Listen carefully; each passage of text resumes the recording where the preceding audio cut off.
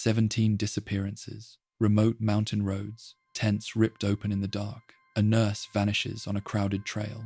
A patrol car flashes blue lights with no officer inside. A couple sits at a scenic overlook. By morning, they're dead. The Appalachians keep their silence. No arrests, no answers. Decades later, the files are still open. What happened in these mountains? And who walked away unseen? A government car left deep in Pickard-Jessup. Madison County, North Carolina, sits along the eastern ridges of the Blue Ridge Mountains, where narrow roads follow creeks and the Appalachian Trail crosses in and out of national forest land near the town of Hot Spring. In late 1969, a 24-year-old Vista volunteer named Nancy Dean Morgan arrived in the county for a placement tied to federal anti-poverty work. Her assignment placed her in small, routine settings where needs were practical and visible. Later reporting describes her work in terms of community projects, such as a grocery effort and youth programs, the kind of work that leaves meeting notes and small receipts rather than headlines. In mid-June of 1970, her normal pattern broke in a way that could be measured by simple absences. A published investigation timeline states that locals last saw Morgan on Sunday afternoon, June 14, at about 1:30 at a general store. That same timeline places her leaving the home of a fellow Vista worker at about 3:30 inches the morning on Monday, June 15, described as the last time she was reported seen alive. On Tuesday, June 16, she missed a scheduled Vista fundraising meeting, and fellow workers and local residents began looking for her. On Wednesday, the 17th of June 1970, her body was found in her government-owned car in the Pisgah National Forest in North Carolina, in an area frequently identified as Pickard-Jessup. Reports describing the discovery keep to physical facts. She was hogtied with nylon rope and strangled. Later summaries add a detail that entered the public retelling, that her shorts were placed around her head like a blindfold. The car itself mattered because it was a marked object, owned by the government and tied to her work. The first problem for investigators was not a lack of interest. The homicide made headlines in North Carolina at the time, and it remained a reference point in later mountain crime reporting. The problem described in later materials is the condition of the early investigation and what was preserved from it. A press kit associated with later writing on the case states that material evidence was lost or mishandled as the years passed. When that happens, later techniques do not fail in a dramatic way. They simply cannot be applied because a sample, a label, or a chain of custody no longer exists in usable form. The case moved into a dormant phase within a year. The same published timeline notes that the North Carolina State Bureau of Investigation closed the case on March 22, 1971. A closure in that sense did not mean a solution. It meant the active phase had ended without charges supported by what investigators had assembled. In the mid-1980s, the case returned in a form that left a clear record. Public summaries of the homicide note that Ed Walker, a fellow Vista worker, was charged years later and tried, and that he was acquitted. The same investigation timeline dates the reopening and the court steps. A key witness changed his statement in the spring of 1984. The district attorney reopened the case in late April. Walker was indicted in August, and the trial ended with an acquittal in the fall of 1985. An acquittal does not settle what happened, but it changes what can be done next, and it shifts public attention toward what was argued in court rather than what remained uncertain. The timeline also records changes inside local law enforcement that followed the discovery.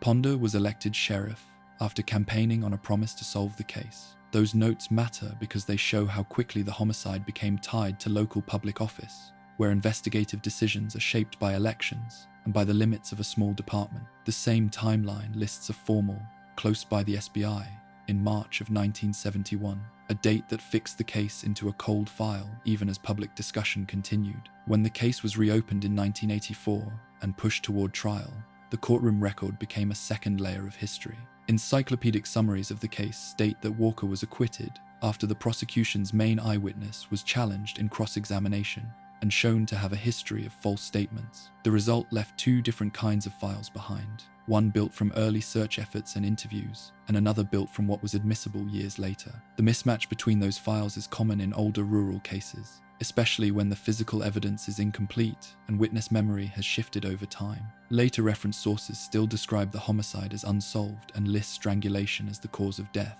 That framing is restrained because it stays with what can be supported without claiming a final account. It also reflects how the case sits in regional memory. A violent crime connected to a named victim who worked in a visible federal program then disappeared into a short span of time that was never fully reconstructed. What remains in the record is a sequence of dated points and documented actions. Morgan began her service in Madison County in the fall of 1969. She was last seen publicly on June 14 and was reported seen alive in the early hours of June 15. She missed a meeting on June 16, prompting local searching. Her body was found on June 17 inches, the back seat of her government vehicle in forest land near Tanyard Gap, hogtied and strangled. The case was closed by the SBI in 1971, reopened in 1984, and went to trial in 1985 with an acquittal. After that, the public record becomes a long interval of renewed attention without a final resolution. The Appalachian Mountains hold many disappearances that begin with a last sighting on a trail. This one begins in a county store and ends in a parked car on a forest road, and the narrowness of that span has not produced clarity. The file remains an unresolved mountain case. A car at the snowbank, then an empty road. Haverhill, New Hampshire, sits in the upper Connecticut River Valley, where Route 112 cuts through wooded bends before rising toward the White Mountains. That part of northern New Hampshire is inside the Appalachian region by geography and by travel patterns, with winter roads that narrow quickly and with long distances between houses. On the evening of February 9204, a black Saturn sedan associated with a 21-year-old nursing student, Mora Murray, left the roadway on Route 112 and became stuck. Federal and state public notices described the road conditions as snow-covered at the time. Murray had been a student at the University of Massachusetts Amherst, and public notices state she had left the campus before the crash and did not tell others she was taking a trip to New Hampshire. The record that stays visible in official summaries is made of a few confirmed points rather than a continuous narrative.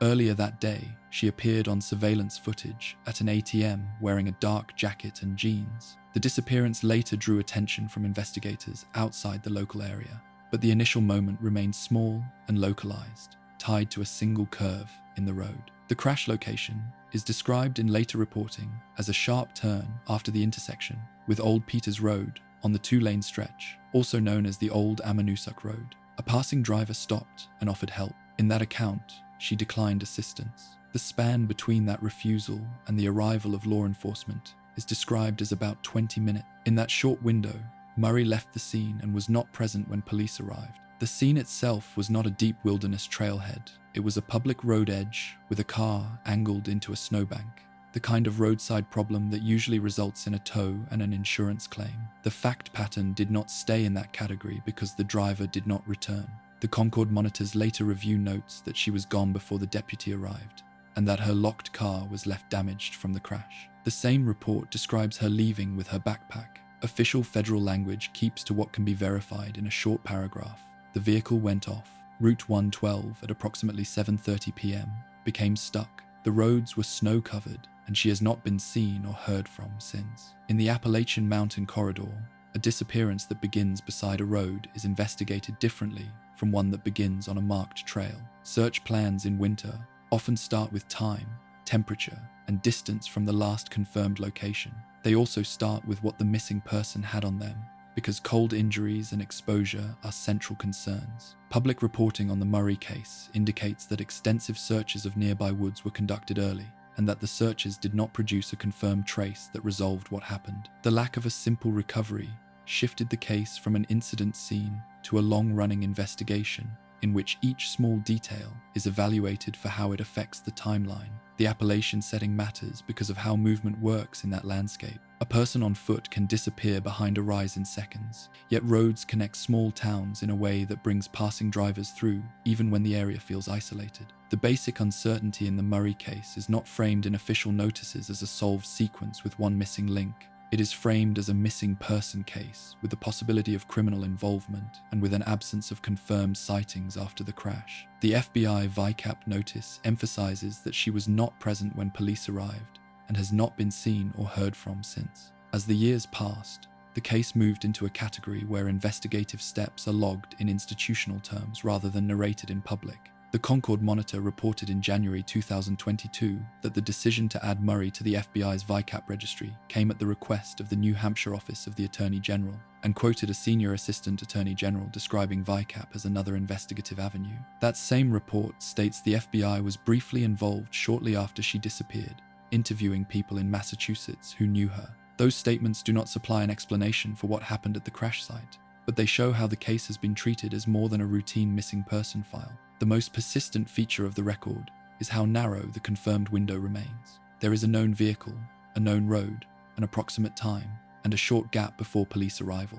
There is also the fact that she enjoyed hiking in the White Mountains, which places her familiarity with the region into the background without turning it into a conclusion about where she went. Federal notices also mention her earlier education at the United States Military Academy at West Point and describe her as an avid runner, details that often become relevant in search planning because they inform assumptions about endurance and movement. Those details remain descriptive, not determinative. A case like this also shows how roadside incidents become public mysteries when documentation cannot bridge the interval between contact point. Dispatch records, witness statements, tow logs, and property boundaries exist, but they do not automatically align into a single chain of events. When the initial response is measured in minutes, later reconstruction depends on recollection and on written logs that were not created to support a national-scale review. The physical setting adds its own complications. Snow muffles sound, tree lines limit visibility, shoulder space is uneven. A person leaving a vehicle can step into darkness that looks like open woods but is threaded with small driveways and side roads. Public notices about Murray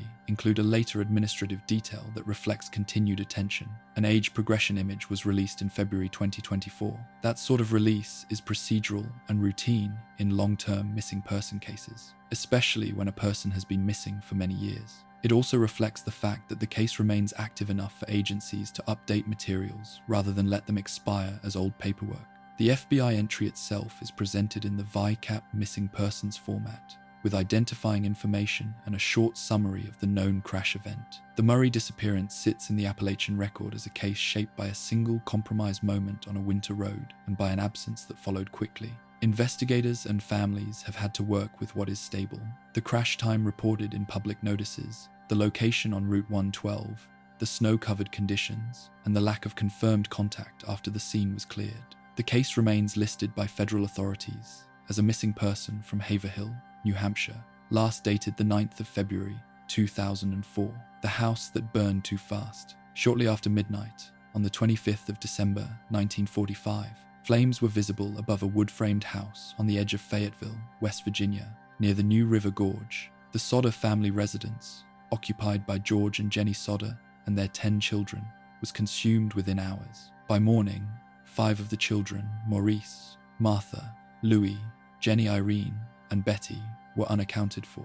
Local officials concluded they had perished in the fire. No confirmed human remains were documented at the site. The structure itself was typical for a mid-1940s Appalachian household. It was heated by coal, wired for electricity, and constructed primarily of wood. George Sodder operated a trucking business and kept 2 trucks parked near the home. The property also included a ladder used for maintenance and a water barrel intended for emergencies. These ordinary details became part of the later record because each was referenced in statements about what occurred that night. Jenny Sodder later described receiving a phone call around 12:30 a.m. from a woman asking for a name unfamiliar to the family.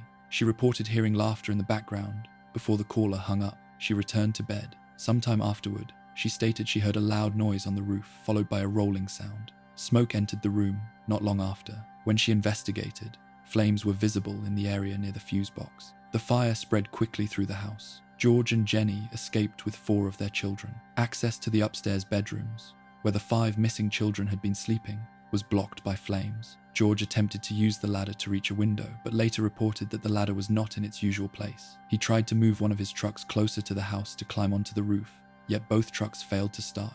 According to later accounts, the engines had functioned the day before. The water barrel was frozen due to winter conditions. These details were later repeated in summaries because they complicated the immediate rescue efforts. Attempts to contact the fire department were delayed. The house telephone did not function when the family tried to call for help. A neighbor eventually notified authorities. Reports indicate that the Fayetteville Fire Department arrived in the late morning after the house had collapsed into ash. Chief F.J.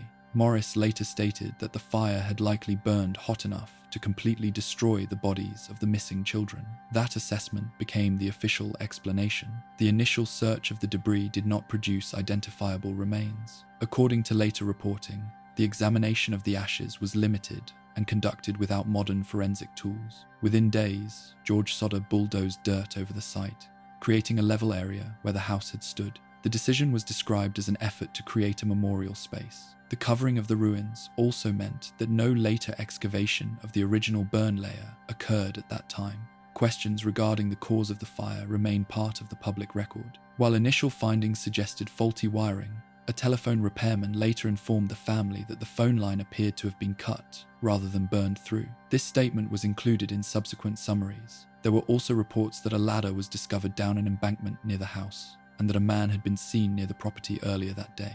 None of these reports resulted in criminal charges. In the years following 1945, the Sodder family did not accept the conclusion that the children had died in the fire. They consulted individuals knowledgeable about combustion who told them that complete cremation in a residential structure was unlikely without sustained high heat. They distributed flyers bearing the children's photographs and offered a reward for information. A billboard featuring the missing children was erected along a nearby highway and remained for decades, becoming associated with the case in regional memory. Official documentation, however, continued to reflect the original fire determination.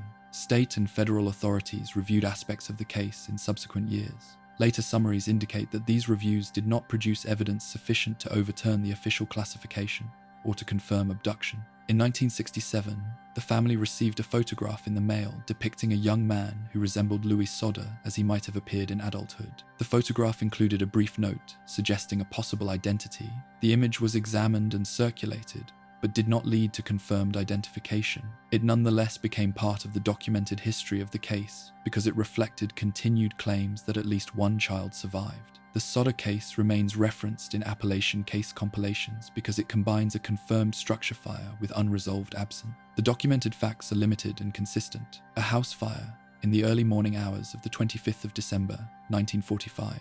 5 children missing from the debris.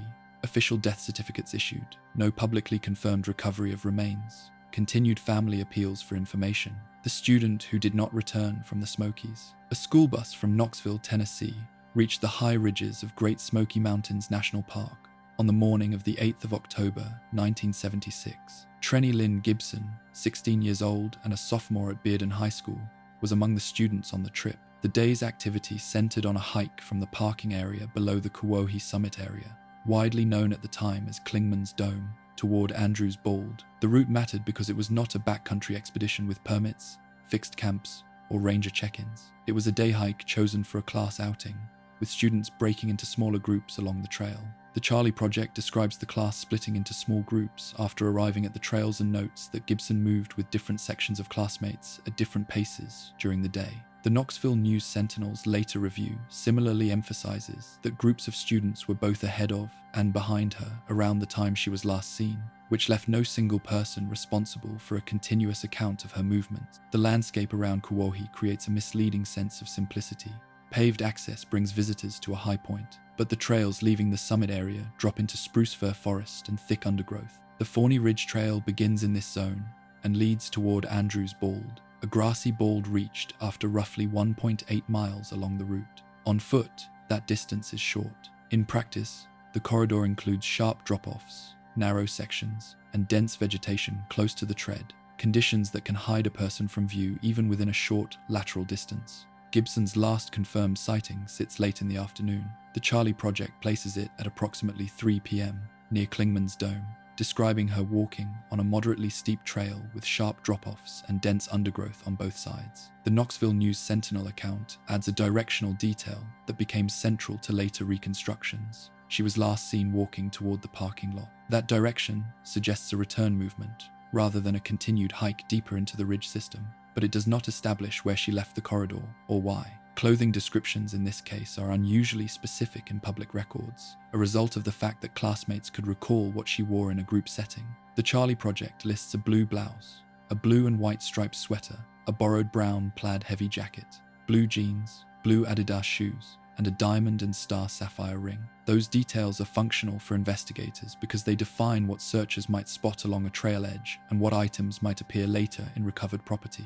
They also place the disappearance in cool weather conditions typical of high elevations in early October. When Gibson did not return with the group, the response became a park-based missing person search, rather than a criminal investigation. with an immediate secured scene. Search work in Great Smoky Mountains National Park begins with what is known and what can be checked quickly. Trailheads and parking areas are examined for vehicles, notes, or signs of departure. Rangers map likely travel paths from the last confirmed location, then expand outward by slope, drainage, and visibility lines. The Knoxville News-Sentinel reports that her case began when she disappeared during the field trip hike, and that, after several months, officials called off the search. The Charlie Project states that extensive searches continued until the end of October 1976, and that she was never located. The difference between a short, immediate search and a multi-week effort is often the emergence of confirmable evidence. A single dropped item, a known off-trail track, or a verified sighting can anchor a grid and force the search to evolve. In this case, the publicly available summaries do not describe a recovered item that fixed a new direction. Instead, the record emphasizes duration and scope without pointing to a discovery that changed the plan.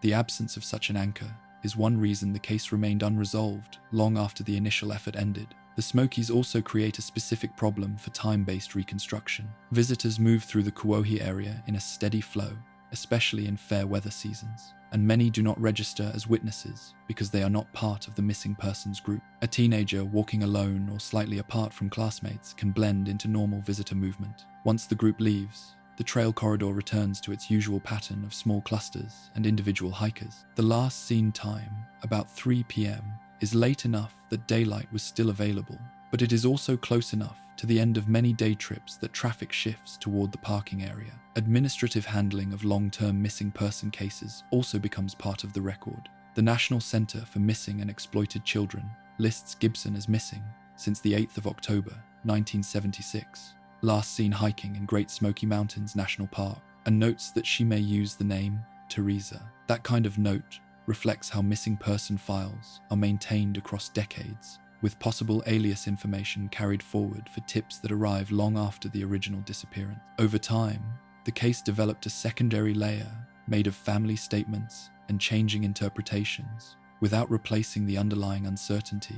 The Knoxville News-Sentinel account reports that in 1982, Gibson's father told the paper he believed she had been abducted and taken from the park. That statement remains in circulation because it shows how the absence of physical findings shaped the family's view, even while the formal classification in later databases continues to reflect a lost or injured missing person. The setting makes both categories difficult to evaluate using public facts alone. A fall from a trail edge in dense vegetation can conceal a body in a steep drain or under heavy leaf litter, especially if the person slid downslope into rhododendron or spruce fir understory. The same setting also includes roads, parking areas, and visitor flow that can allow rapid departure if a person enters a vehicle. The available public record does not resolve which of those broad directions fits. It preserves a narrow chain, a known group outing, a defined trail corridor near Kuohi and Andrews Bald, a last confirmed sighting around mid-afternoon, and an extensive search that did not locate her. What remains stable across sources is the practical outline that search leaders have to work from.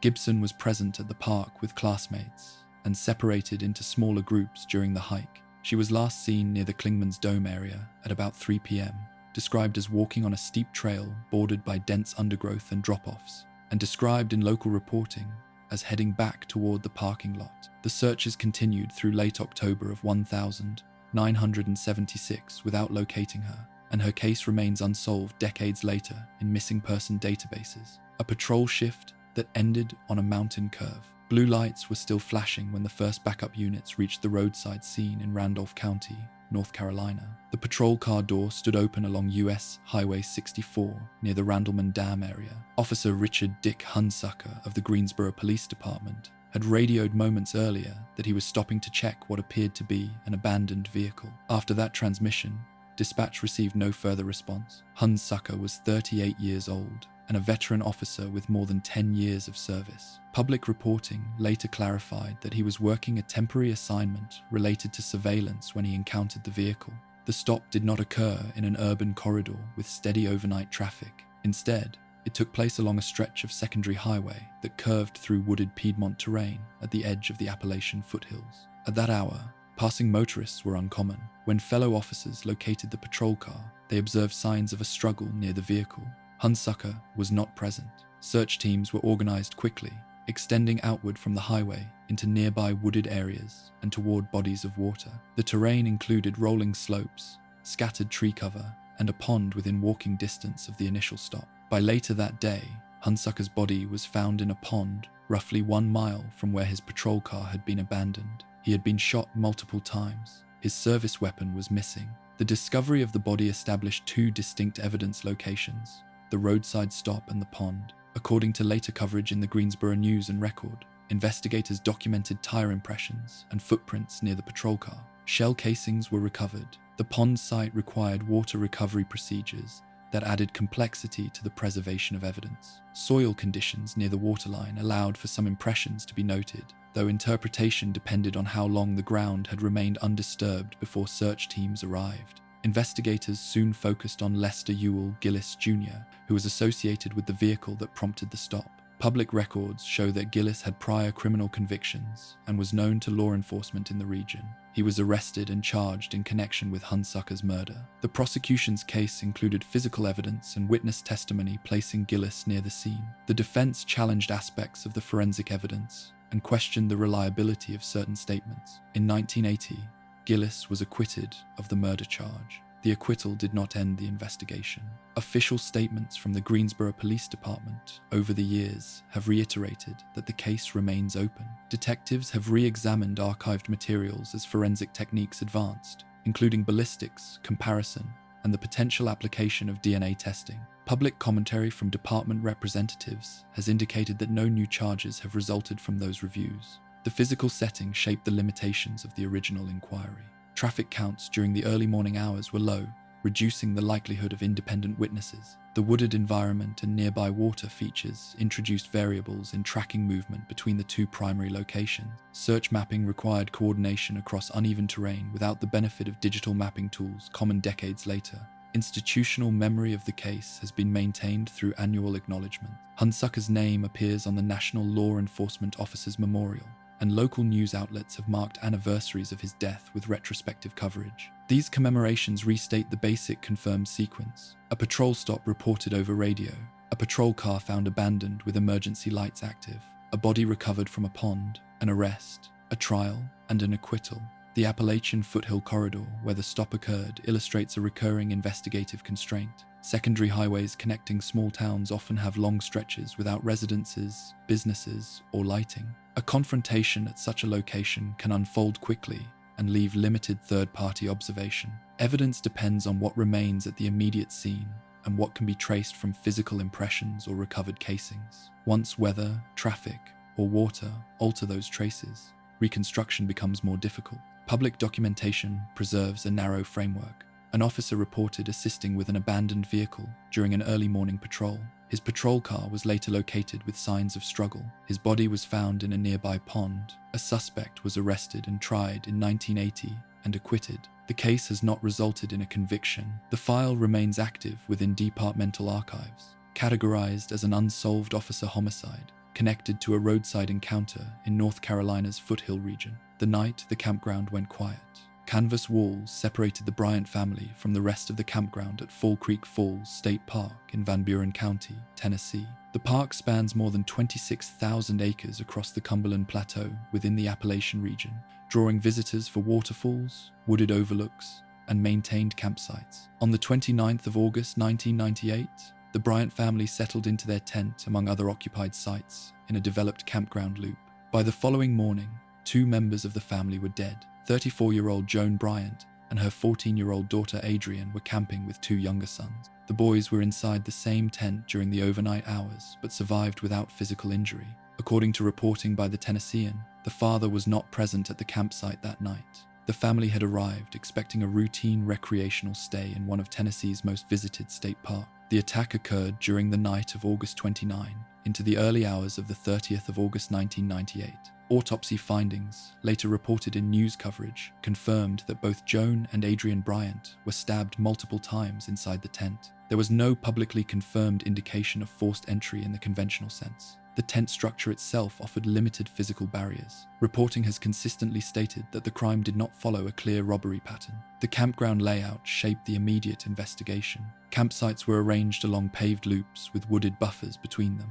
Other families were present within short walking distance. Despite that proximity, no confirmed eyewitness publicly identified a suspect entering or leaving the Bryant campsite at the time of the killings. Overnight noise in a campground vehicle, doors closing, footsteps on gravel, distant voices can blend into background sound, complicating precise recollection. Local authorities responded alongside agents from the Tennessee Bureau of Investigation. The interior of the tent required careful forensic documentation. Fabric walls, sleeping bags, and personal items were examined for trace evidence. Blood patterns within the confined space were recorded. The 2 surviving boys were removed from the immediate area and interviewed according to child witness protocols. The defined time window narrowed investigative focus to overnight movement within and around the campground between late evening August 29 and dawn, the 30th of August 1998. Registration logs provided names and vehicle information for campers staying in nearby sites. Investigators conducted interviews with occupants in adjacent loops and reviewed vehicle traffic entering and exiting the park. Fall Creek Falls is accessible by multiple roadways, and nighttime departures would not necessarily have drawn attention. Over the years, law enforcement agencies have confirmed that the case remains open. The Tennessean reported on the 20th anniversary that investigators had conducted thousands of interviews and examined extensive forensic material. Officials have stated that evidence has been re-evaluated as forensic technology advanced, including modern DNA testing methods, though specific findings have not been publicly detailed. The Appalachian Plateau environment surrounding the campground introduced investigative variables beyond the tent itself. Wooded areas border the developed loops, allowing multiple approach paths on foot. Natural darkness is preserved in state park campgrounds, with limited artificial lighting. Vehicle sounds can echo along paved interior roads, making it difficult for campers to distinguish between ordinary movement and unusual activity. Public documentation does not identify a charged suspect. Statements from investigators emphasize continued review rather than resolution. The absence of a named defendant distinguishes this case from investigations that advanced to trial but ended in acquittal. Instead, the Bryant homicides remain categorized as an unsolved double homicide within Tennessee investigative records. Memorial observances for Joan and Adrian Bryant have been noted in local reporting over the years, often coinciding with renewed public appeals for information. Officials have reiterated that even minor observations from campers present that weekend, such as unfamiliar vehicles or individuals walking between sites, could contribute to clarifying the timeline. The investigative file continues to incorporate new tips when they arise. The established record remains limited to confirmed elements. On August 29, 31,998, a mother and daughter were stabbed to death inside their tent at Fall Creek Falls State Park. 2 younger children present in the same tent survived. Law enforcement processed the campsite, interviewed surrounding campers, and collected forensic evidence. No arrest has been made, and the investigation remains active decades later. Within Appalachian case histories, the Bryant homicides illustrate how violence can occur inside structured recreational settings without immediate detection. The documented facts are preserved in investigative records, media coverage, and ongoing appeals for information.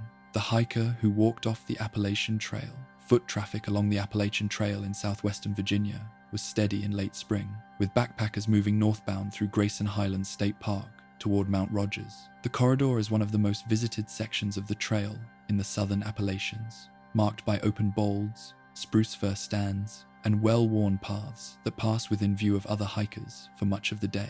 On the 21st of May 1981, a 35-year-old nurse from New Jersey named Thelma Polly Melton entered that landscape alone. She did not return. Melton was an experienced backpacker. Contemporary and later reporting describe her as physically fit, accustomed to long-distance hiking, and familiar with the Appalachian Trail system. She had set out from the Massey Gap area in Grayson Highlands, carrying standard backpacking equipment and provisions. The section between Massey Gap and the Mount Rogers summit spur is not a remote bushwhack. It is a defined trail corridor with shelters, blazes, and consistent foot travel during hiking season. According to accounts compiled in later summaries, Melton was last seen on the 21st of May, 1981, hiking alone along the Appalachian Trail near Mount Rogers, the highest peak in Virginia. Hikers reported passing her earlier that day. By evening, she had not returned to her expected location, and concern developed quickly among fellow hikers and park staff. The Charlie Project lists her disappearance date as the 21st of May 1981 and identifies the location as near Mount Rogers in Grayson County, Virginia. The terrain in that area combines open grassy bolds with dense conifer stands. Steep slopes drop from the main ridge into wooded hollows, and visibility can shift from expansive to obstructed within minutes of leaving the crest. Yet the primary trail itself is well defined. A hiker stepping only a short distance off the marked path can become obscured by undergrowth, especially in late spring when vegetation thickens. Search operations began soon after Melton was reported missing. Local authorities coordinated with park rangers and volunteers to comb the area surrounding her last known position. Search teams followed standard procedures. They walked grid patterns near the trail, examined shelters, checked water sources, and scanned adjacent ridgelines and drainages. Helicopter assistance was used to survey from above, where canopy gaps allowed. Despite these efforts, no immediate trace of Melton was located. The absence of recovered gear or clothing complicated the early phase of the investigation. In many backcountry missing person cases, items such as dropped packs, food wrappers, or clothing fragments provide a fixed point from which search teams can narrow their focus. In this instance, public records do not describe a confirmed discovery during the initial search period. The Appalachian Trail Conservancy and local search and rescue groups assisted, reflecting the seriousness with which a disappearance on a heavily traveled trail was regarded. Over time, Melton's case shifted from an active search to a long-term missing person file. The Charlie Project notes that she has never been located and that her case remains unsolved. For years, the disappearance remained categorized as either a lost hiker scenario or a possible criminal event, with no confirmed evidence publicly tipping the balance. In 2003, more than 2 decades after she vanished, skeletal remains were discovered in a remote wooded area of Grayson County. According to reporting by the Roanoke Times, the remains were found by a hunter in October 2003. The location was within the broader region of her disappearance, but not directly on the main trail corridor. Subsequent forensic analysis determined that the remains belonged to Thelma Melton. The identification altered the classification of the case from missing person to homicide. Medical examination of the remains concluded that Melton had died from gunshot wounds. The Roanoke Times reported that the Virginia State Police ruled the death a homicide following forensic review. The discovery site raised significant investigative questions. The remains were not located directly along the well-used section of the Appalachian Trail where she was last seen. Instead, they were found in a wooded area off established routes. That detail suggested movement away from the primary path, whether voluntary or forced. The lapse of 22 years between disappearance and recovery meant that physical evidence was limited to skeletal remains and any artifacts preserved in the immediate vicinity. Law enforcement agencies revisited original case materials in light of the forensic findings. Witness statements from 1,981 were re-examined. Known offenders active in the region during that period were reviewed. The Appalachian Trail passes through multiple counties and intersects rural roadways at various gaps, making the identification of a suspect decades later complex. One documented individual whose name surfaced in connection with unsolved Appalachian Trail cases was Oscar Ray Bolin, a convicted murderer active in Florida during the late 1980s. At one point, investigators considered whether Bolin might have been linked to earlier Appalachian Trail homicides. However,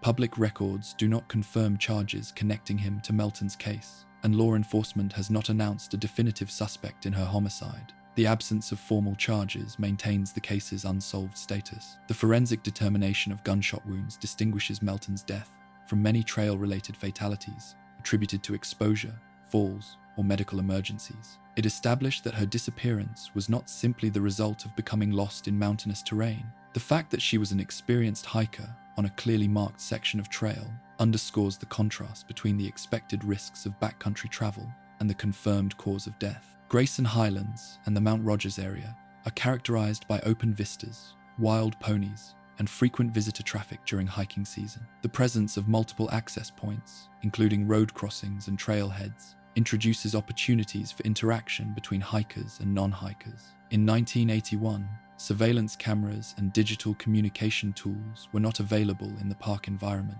Visitor logs were limited to shelter registers and anecdotal recollections. The long gap between disappearance and remains recovery illustrates another challenge common in Appalachian cases. Dense forest cover, leaf litter accumulation, and seasonal growth can obscure remains for years. Hunters and seasonal visitors occasionally encounter skeletal material in areas not routinely traversed by hikers. In Melton's case, it required more than 2 decades for remains to be discovered, despite earlier search efforts. Following the identification, Virginia State Police issued public statements confirming the homicide classification.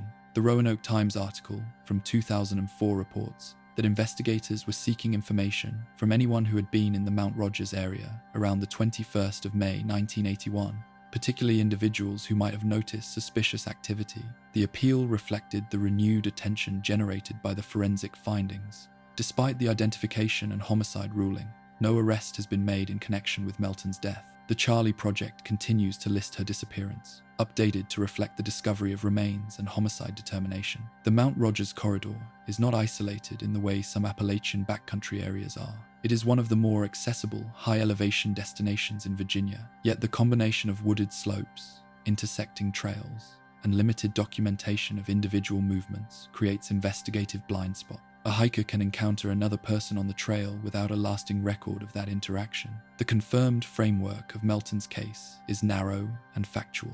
On the 21st of May, 1981, she was hiking alone near Mount Rogers in Grayson County, Virginia. She disappeared along the Appalachian Trail. Search efforts at the time did not locate her. In October 2003, skeletal remains found in Grayson County were identified as Melton's. Forensic analysis concluded she died from gunshot wounds, and authorities classified the case as a homicide. No suspect has been charged. Within the broader context of Appalachian mysteries, the Melton case illustrates how a disappearance on a well-traveled trail can evolve into a confirmed homicide decades later. The landscape remains the same: open balds, spruce stands, and the narrow footpath threading across the ridge. The investigative record, preserved in search reports, forensic findings, and continued appeals, remains incomplete. The couple who stopped at a scenic overlook, a white 1969 Chevrolet Camaro, was parked at a Blue Ridge Parkway overlook near Deep Gap in Watauga County, North Carolina. The vehicle sat along a pull-off with a clear view of layered ridgelines that fade into the distance in early morning light. On the 22nd of July, 1971, that overlook became the starting point of a homicide investigation that remains open more than 5 decades later. The victims were 21-year-old Douglas Levon Pickard and 19-year-old Brenda Sue Jessup. Both were from North Carolina. According to reporting by the Charlotte Observer and later coverage by WBTV, the couple had driven to the Blue Ridge Parkway during the evening hours. Their Camaro was discovered the next day at the overlook. Inside the vehicle were signs that something had gone wrong. The Blue Ridge Parkway is administered by the National Park Service and runs along the crest of the Appalachian Mountains through Virginia and North Carolina. Overlooks are frequent, designed to allow motorists to pause without leaving the roadway corridor.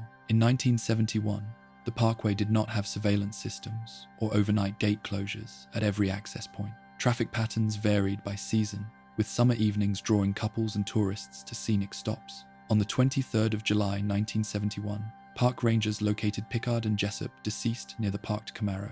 Reporting indicates that both victims had been shot. The Charlotte Observer described the case as a double homicide occurring at a public overlook, emphasizing the lack of witnesses who could provide a clear account of the events leading to their deaths. The physical setting influenced the early investigation. The overlook near Deep Gap sits at elevation, bordered by forested slopes that descend sharply away from the roadway. Gravel pull-offs connect directly to the parkway. At night, the area would have been dark aside from vehicle headlights and minimal ambient lighting. A parked vehicle at an overlook would not necessarily attract attention, especially during summer months when visitors often remain after sunset. Initial evidence collection included ballistic examination of shell casings and projectiles recovered at the scene. According to later news coverage, authorities determined that a small caliber firearm was used. The exact weapon has not been publicly identified in detail. In 1971, forensic ballistics comparison depended on physical matching techniques and manual records. There was no national digital database comparable to later systems such as the National Integrated Ballistic Information Network.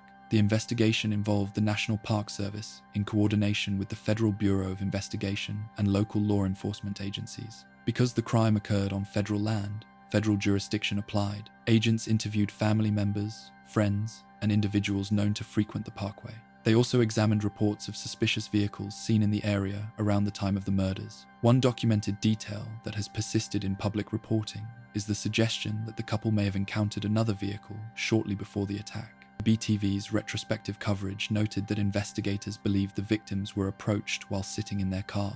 The exact sequence of interaction has not been fully disclosed in official statement. The Blue Ridge Parkway in the early 1970s served as both a recreational corridor and an informal gathering place for local residents. Scenic overlooks offered privacy without isolation in the conventional sense. Vehicles could enter and exit via multiple access roads connecting to U.S. highways and rural routes. That network created numerous potential escape paths within minutes of the crime. In the months following July 1971, investigators pursued leads that included known offenders in the region. According to the Charlotte Observer, authorities reviewed potential connections to other violent crimes in North Carolina and neighboring states. None of those inquiries produced a chargeable suspect. Over time, the Pickard-Jessup case became associated in public discussion with other unsolved Parkway crimes. However, official sources have not confirmed a direct link between the 1971 double homicide and later incidents. Each case remains distinct in evidentiary detail,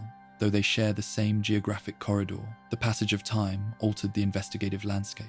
Witness recollections from 1971 were preserved in written statements. Physical evidence was retained according to the standards of the period. Decades later, advances in forensic science prompted periodic re-examination of archived materials. According to WBTV's 2021 reporting, marking the 50th anniversary, the FBI continues to consider the case open and has encouraged anyone with information to come forward. The endurance of the case within federal records reflects several factors. First, the location was public but lacked controlled entry points. Second, the victims were young adults whose movements that evening were not unusual. Third, the attack appeared to occur without robbery as a clear motive, based on available reporting.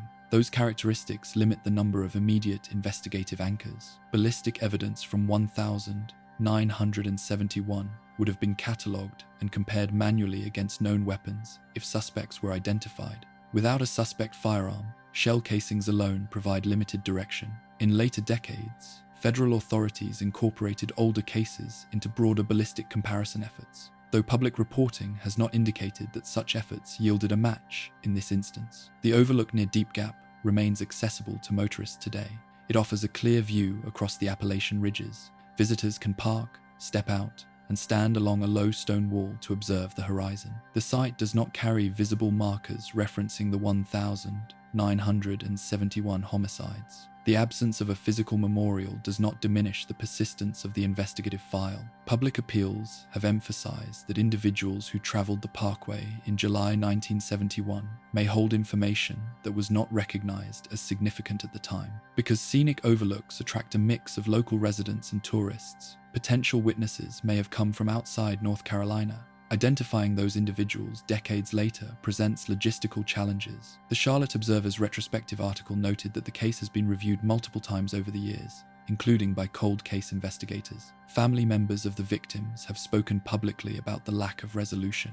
Law enforcement officials have stated that they remain hopeful that new information or technological advancements could provide clarity. The Appalachian setting frames the case in specific ways. The parkway is a linear corridor stretching hundreds of miles. Crimes occurring along it are tied to a road rather than a fixed urban block. Jurisdiction involves federal authority with cooperation from state and local agencies. Evidence collected at an overlook must be interpreted within a landscape that changes seasonally and experiences variable visitor traffic. The confirmed sequence remains concise. On the 22nd of July 1971, Douglas Levon Pickard and Brenda Sue Jessup were at a Blue Ridge Parkway overlook near Deep Gap. They were shot and killed. Their bodies were discovered the following day. The crime occurred on federal land. Despite investigation by the National Park Service and the FBI, no arrest has been made. The case remains unsolved. In Appalachian case compilations, the Pickard-Jessup murders represent a form of roadside vulnerability distinct from wilderness disappearances or campground attacks. The victims were inside a vehicle at a scenic overlook designed for brief stops. The crime unfolded in a location intended for observation and pause, not concealment. The parkway's stone walls, paved pull-offs, and long views remain unchanged in structure. The investigative record, maintained across decades, consists of interview transcripts, ballistic reports, and periodic public appeals. No suspect has been formally charged in connection with the case. The file persists within federal archives as an open double homicide linked to a scenic overlook in the Appalachian Mountains. The ridgeline remains visible from the same vantage point where the Camaro was once parked. The road continues to curve along the crest, carrying travelers through overlooks that appear quiet at night. The confirmed facts end at the discovery of 2 victims on the 23rd of July, 1971, and the acknowledgement that the person responsible has not been identified. The overlook remains in use. The case remains open. If you found this interesting, subscribe and turn on notifications so you don't miss what's next. Share your thoughts in the comments below and tell us which part stood out to you the most. Thanks for watching, and we'll see you in the next one.